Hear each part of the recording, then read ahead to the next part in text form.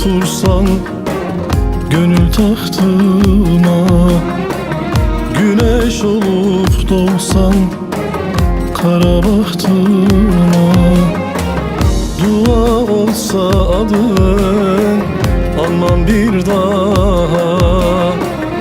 Yemin ettim bir kez aramam seni.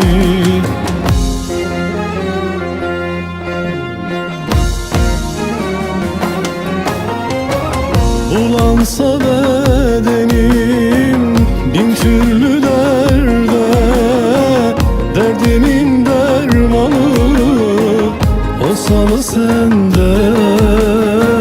Şifa diye gelsen son nefesimde, yemin ettim cana aramam seni.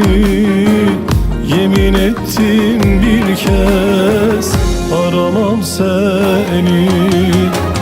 Aramam seni, aramam seni. Yemin ettim zalim zalim, aramam seni. Aşkın ile ölsem, çöllere düşsem, derdimden sürünsem, aramam seni. Yeminim var soykal, aramam seni.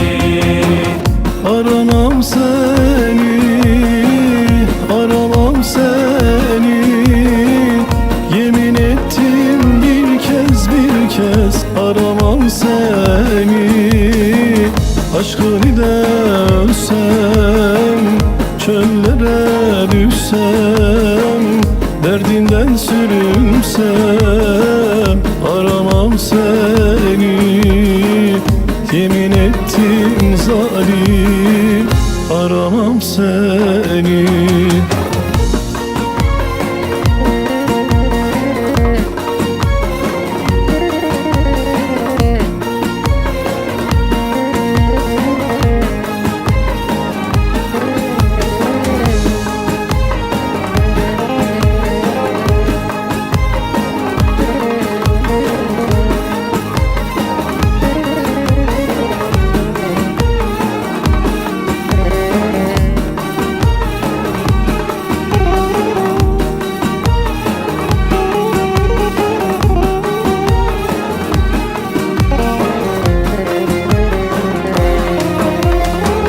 Varsın ömrüm geçsin yaslama temle, silmişim adını gönül hanemden.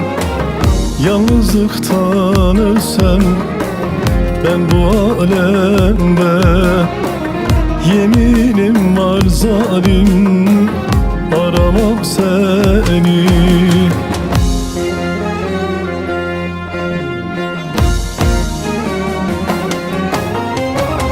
Bulansa bedenim bin türlü derde, derdimin dermanı olsa da sende. Şifa diye gelsen son nefesimde, yemin ettim cana aramam seni. Yemin ettim bir kez aramam seni.